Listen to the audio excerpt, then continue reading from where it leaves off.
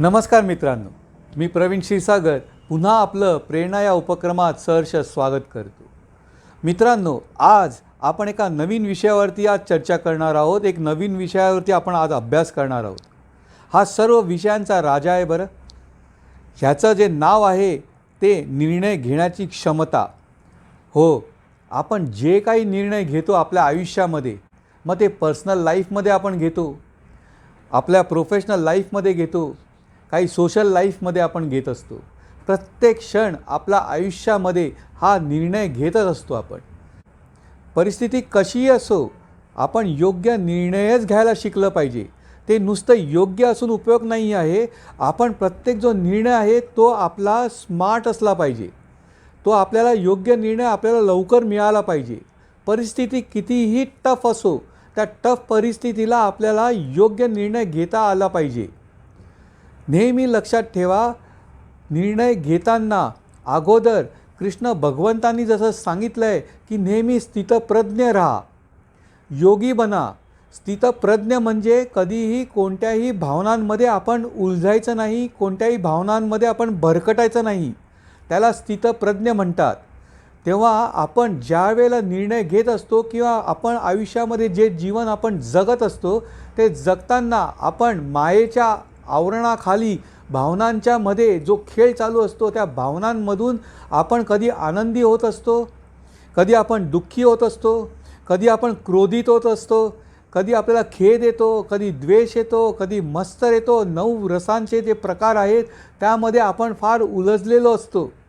आणि त्या भावनांमध्ये आपण ज्यावेळेला एखादी गोष्ट करण्याच्या आपण आपले प्रवृत्ती आपलं मन तयार होतं त्यालाच आपण निर्णय घेणं म्हणतो. तेव्हा कधीही आपला निर्णय हा भावनेच्या आहारी नसावा. तेव्हा एक गोष्ट लक्षात घ्या, कधीही पण भावनेच्या आहारी जाऊन निर्णय घेऊ नका. कधी पण आपण दरवेळेला आनंदी असतो, आपण निर्णय घेतो. कधीकधी दुःखांमध्ये अपमान मिळाला म्हणून आपण त्याला चॅलेंज आणि हे घेऊन आपण ती गोष्ट आपण साध्य करायला जातो. तसं गोष्ट करू नका. नेहमी भावनाच्या आहारी न जाता स्थितप्रज्ञ अवस्थेत राहून आपण योग्य ते निर्णय घेणं हीच आपली यशाची पहिली पायरी आहे. आपल्या आयुष्यामध्ये न जाणो आपण कित्येक निर्णय घेत असतो, पण ते निर्णय घेताना सारासार विचार करत नाही. आणखीन एक छोटंसं आपलं दैनंदिन कार्यक्रमामध्ये आपण ज्या वेळेला शॉपिंगला जातो, त्या शॉपिंगला आपण जातो, आपण कधी शर्ट्स पॅन्ट्स आपले मेल फिमेलचे आपण ज्याला कपडे विकत घ्यायला जातो, दुकानांमध्ये जातो आणि आपण काय करतो, दुकानांमध्ये जातो आणि तो सेल्समन असतो तर आपल्यासमोर फटाफट कपडे साड्या सगळे आपल्याला दाखवत असतो. 5-50 साड्या दाखवतो, शर्ट्स दाखवतो. त्यातून आपण पहिलं काम काय करतो, आपण त्यातून काही जे सिलेक्टिव्ह असतात ते आपण निवडतो. आणि त्यातून निवडल्यानंतरसुद्धा आपण नंतर एक गोष्ट आपण सिलेक्ट करतो आणि ती जी सिलेक्शन प्रोसेस असते आणि आपण आपलं खरेदी आपण पूर्ण करत असतो. तसंच आपण जे काही निर्णय घेतो आपल्या आयुष्यामध्ये तसंच असतं. नेमकं हे उदाहरण तुम्ही कायम लक्षात ठेवा. प्रत्येक वेळेला आपल्या आयुष्यामध्ये आपण ज्याला निर्णय घेत असतो ते काहीसे असेच असतात. आपण ज्याला निर्णय घेत असतो त्या निर्णय घेताना यशस्वी माणसं काय काय निर्णय घेतात आणि ही प्रोसेस आहे डिसिजन मेकिंगची, ही एक एबिलिटी आहे, ती आपल्याला डेव्हलप करता आली पाहिजे. त्याच्या काही मी आता तुम्हाला गोल्डन टिप्स सांगतो, त्या आत्मसात करा. बघा तुमचं आयुष्य योग्य दिशेला जाईल, त्याला डायरेक्शन मिळेल. तुमचं ध्येय, तुमचं गोल, तुमचं प्रत्येक गोष्ट, प्रत्येक स्वप्न वेळेच्या आतमध्ये ती पूर्ण झालेली असतील. वही आणि पेन घ्या आणि लिहायला सुरुवात करा. पहिली तुम्हाला नियम सांगितला आहे की कधीही पण निर्णय आपला भावनेच्या आहारी न जाता घेणं. दुसरं, ज्या वेळेला तुमचं ध्येय, गोल, अचिव्हमेंट हे ज्याला तुम्ही फिक्स करता त्याला त्याचं अवलोकन करा, त्याला त्याचा अभ्यास करा आणि नंतर एक वही पेन घेऊन तुम्ही एक प्रोबॅबिलिटी लिहून काढा. कोणत्या कोणत्या मार्गाने तुमचं ध्येय तुम्ही ते पूर्ण करू शकता ते लिहा. स्टुडंट असतील, 10वीची परीक्षा दिली असेल, फॅकल्टी निवडण्याची जर वेळ असेल तर अगोदर अभ्यास करा. स्वतःला अगोदर जाणा की तुमची हौस काय आहे, तुमचा आनंद काय आहे, तुमचं पॅशन काय आहे हे अगोदर जाणून घेऊन अगोदर तुम्हाला जर सायन्सला जायचं आहे किंवा कॉमर्सला जायचं आहे किंवा आर्ट्सला जायचं आहे, डॉक्टर, इंजिनियर, वकील, कोणत्याही प्रोफेशनला ज्या मार्गाला जायचं आहे, एक गोष्ट लक्षात ठेवा, पुढचे 40 ते 50 वर्ष आयुष्य हे तुमचं आहे. त्यामुळे हे जे स्टुडंट्स जे आहे त्यांनी हा जो निर्णय घ्यायचा असतो, हा स्वतः निर्णय घ्यायचा असतो, स्वतःला ओळखून घ्यायचा असतो. तर ॲनालिसिस करा. जे काय तुम्ही आता प्रोबॅबिलिटी लिहून काढलेल्या आहेत त्यातून तुम्हाला नको असलेल्या गोष्टी आहेत त्या खोडून काढायला सुरुवात करा. इथे ॲनालिसिस करा. ॲनालिसिस करताना काय आपल्याला शक्य आहे, काय आपल्याला अशक्य आहे, काय योग्य आहे, काय अयोग्य आहे, हे जाणून बुजून घेऊन त्याच्याबरोबर त्या संपूर्णपणे खोडायला सुरुवात करा. तुमच्या हातामध्ये फक्त 3 ते 4, 5 मुद्दे असतील. त्या मार्गाने, त्या वाटेने तुम्हाला ज्या वाटेला जायचं असेल तेवढंच फक्त तुम्हाला प्रोबॅबिलिटी शिल्लक राहील. इथे थोडासा तुम्हाला पॉज घ्यायचा आहे. थोडासा तुम्हाला विषयाला थोडासा अंतर द्या. आणि काही वेळेला असं होतं की ज्यावेळेला आपली चेतन बुद्धी असते आणि अचेतन बुद्धी असते, ज्यावेळेला आपलं कॉन्शियस माइंड सतत काम करत असतं, ते कुठे ना कुठेतरी थकत असतं आणि अनकॉन्शियस माइंडमध्ये आपल्या मेमरीज इतक्या स्टोअर असतात, तर त्यांचा मिलन व्हायला तुम्हाला थोडासा पॉज घ्यावा लागतो. थोडासा आराम करा. हे सगळे जे ॲनालिसिस करून झाल्यानंतर ती वही बंद करा आणि मग थोडासा आराम करा. त्या विषयावरती जरासुद्धा विचार करू नका. सोडून द्या तो विषय. कुठेतरी तुम्ही खेळायला जा. कोणतीही गोष्ट तुम्ही आत्मसात करा. जिथे तुम्हाला जे काही पॅशन असेल, संगीत वाजवायचं असेल तर संगीत, म्युझिक ऐकायचं असेल तर म्युझिक, नाहीतर छानशी एक झोप काढा. दुसऱ्या दिवशी पहाटे ज्याला उठाल, मग ते 2 दिवस असो किंवा 3 दिवस असो, ज्याप्रमाणे तुम्हाला योग्य वाटेल, ज्या वेळेला एक योग घडत असतो आपल्या शरीरामध्ये, आपल्या मनामध्ये. म्हणून मी ह्या वरच्या गोष्टी खास आराम करायला का सांगतो आहे, कारण आपली चेतनात्मक जी बुद्धी असते आणि अचेतन जी बुद्धी असते, कॉन्शियस माइंड आणि अनकॉन्शियस माइंड, हा जो योग असतो, हे ज्यावेळेला आपण निद्रावस्थेमध्ये असतो त्यावेळेला आपल्या नकळत ह्या गोष्टींचं मिलन होत असतं. चेतन आणि अचेतन बुद्धी एकत्र येत असते आणि त्यातून ज्या वेळेला तुम्ही निर्णय घेण्याची वेळ असते आणि ज्यावेळेला तुम्ही पुन्हा ती वही उघडाल, लिस्ट काढाल, त्या लिस्टमध्ये तुम्हाला एक गोष्ट मात्र लक्षात येईल, त्याला एक आतून आवाज येईल, एक प्रेरणा जागृत होते. त्या प्रेरणा, ती जी उत्साह असतो आणि नंतर आतून एक आत्म्याचा आवाज येतो की हो, मला या मार्गाला जायचं आहे. तो तुमचा निर्णय घेण्याची क्षमता त्याच्याने ती वाढीस लागलेली असं समजा आणि त्यावेळेला तुम्ही योग्य तो निर्णय घेत असता. ह्या गोष्टीचा नेहमी सारासार विचार करा, मनन करा.